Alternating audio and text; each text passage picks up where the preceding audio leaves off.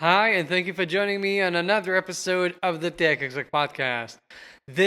For the first time, I'm having an experiment and I'm recording this alongside with a video edition. So if you're listening to this on your regular podcast app, know that if you check the show notes, you can see a video of me recording this here from my regular spot in the living room where I usually record my podcasts. I'm hoping it still comes out nicely when you're listening just to the audio as always. Let me know what you think about this experiment because I don't know, is it worth the extra effort or not? Just let me know what you're thinking.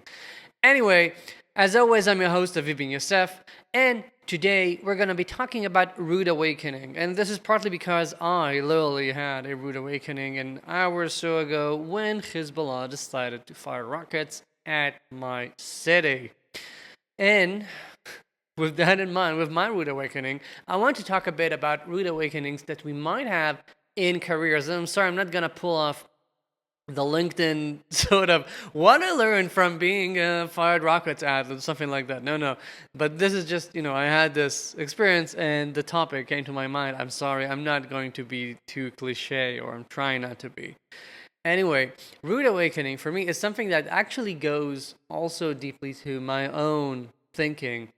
And that is one of my biggest fears is suddenly waking up and realizing, oh my God, I've been wrong for all this time. I'm not as good as I thought I was.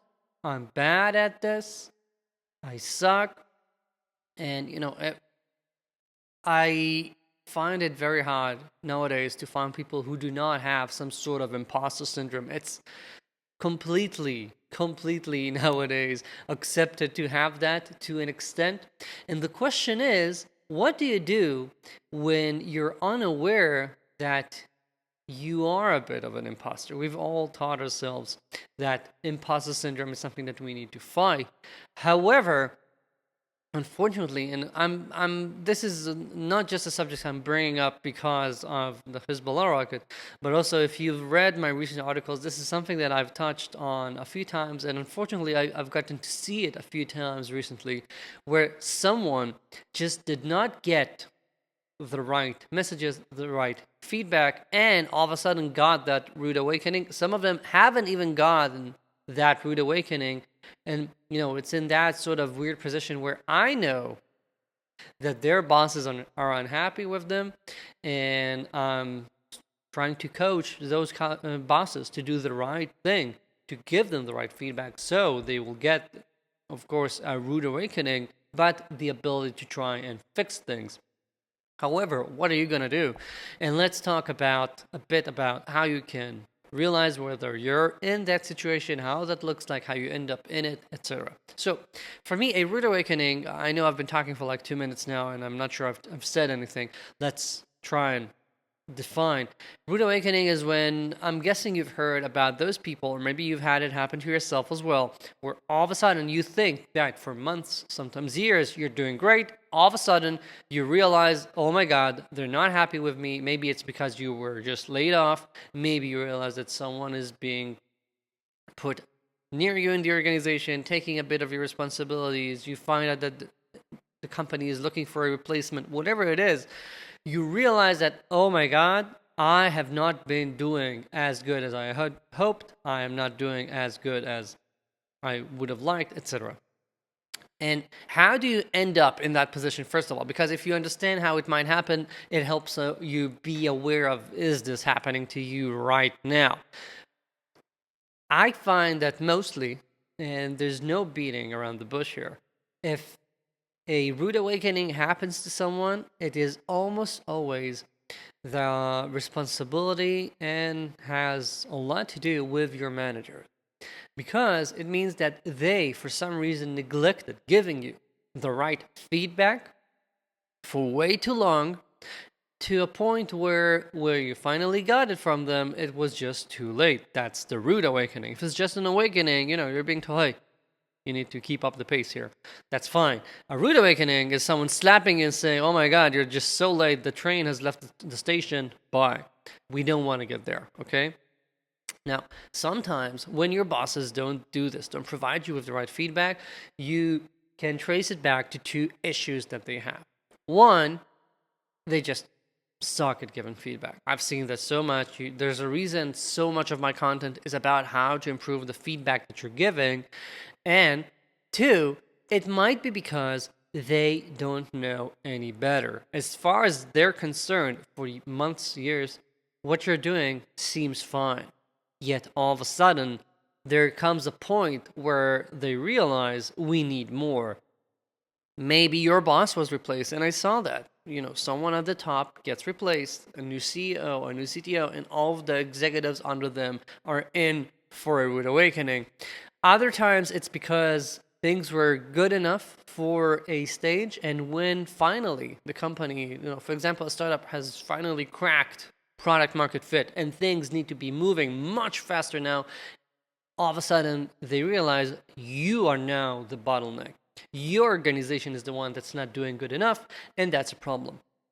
And those two factors, again, are mostly the responsibility of your manager. So even if you're underperforming, I would hope that you're getting enough feedback to be aware of it and improve as you go along. So even if you're a bad fit, you don't just hear about it at the last second.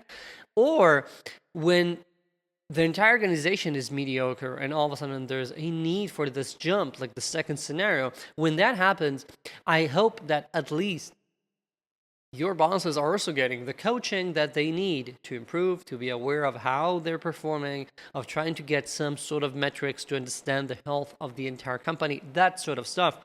Unfortunately, no, that's not the case. I cannot say that the majority of people are getting the help that they need, and yet we're in this position. So we need to think about how and what we can do in case this happens to you. So let's first go over how you can realize whether you might be in this position. It's actually very easy. Sit down for a second and consider, have you been in this position for a long while? Or have you been working with the same people? I see people who go from startup to startup with the same people. If you've been working with the same people for a long while, if you've been in this position for many years, it just might be that you're in the second scenario. You have some sort of mediocrity going on across the board.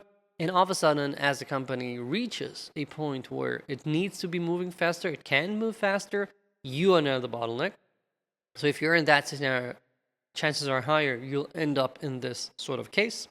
But when it comes to the feedback, I want you to think, when was the last time that you got honest feedback from your manager, from your peers, about you not doing something well enough? Are you just cruising? If your general feeling is, I'm doing good, I'm fine, check me out, I'm just, month after month, quarter after quarter, things are okay, chances are you're in for a rude awakening. Because I'm sorry, I've seen too many startups. No one is having an easy life.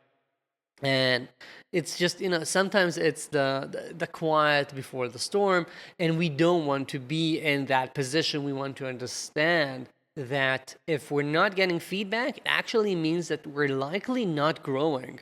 Because without feedback, your growth oftentimes is like a snail's. You can't rely on that. So to move faster, you need to be getting some more feedback. If you're in the same position for a while, or you haven't been getting any feedback, to assure that you're not in for a rude awakening, let's start with the basic stuff. Get feedback, make plans for improvement. Even if you're cruising, even if you think you're doing fine, let's aim for better. Let's aim for great, good to great. How do you do that? First, get some feedback. Ask your people, where can you improve? Ask your peers, where can I improve? What do you think that my organization could have done better the past quarter? What would make you really happy if my organization were to become better at? Ask your boss, the CEO, whoever, what could I do to be stellar next year? And some of you might be afraid that doing so is actually, setting the bar too high. I don't care. We live only once. Life is short. If you're not aiming to improve, I'm sorry, you do not have the right to have this position. We always need to improve, okay? So, solicit feedback. When your employees, if you notice that, for example, someone didn't tell you before the fact that something was happening, you only hear about it later, ask them what was holding them back. Ask for this feedback. Make sure that people speak to you. Maybe have a reminder in your calendar to ask people regularly. And set personal goals for improvement. Find a metric. Find a goal that is about yourself and how you manage your organization and push through. Find something that you can be proud of. If you do that, you're going to see, hopefully, yourself improving, and you're never going to get that rude awakening. Maybe the rude awakening would be on your end when you realize, oh my God, I'm too good for this place. That's a good problem to have. Okay, that's it for this week. Thank you for joining me. As always, check out the show notes to see my newsletter, which is the best newsletter online for tech executives. I always say that, and I'm thinking, is there a newsletter that's not online nowadays? Never mind. And second, if you liked this video version of the podcast, please let me know. I want to know where I should keep up the hassle of setting up a camera just to speak to no one, or are you actually listening to it or watching it? Okay? Thank you. I'll be here next week.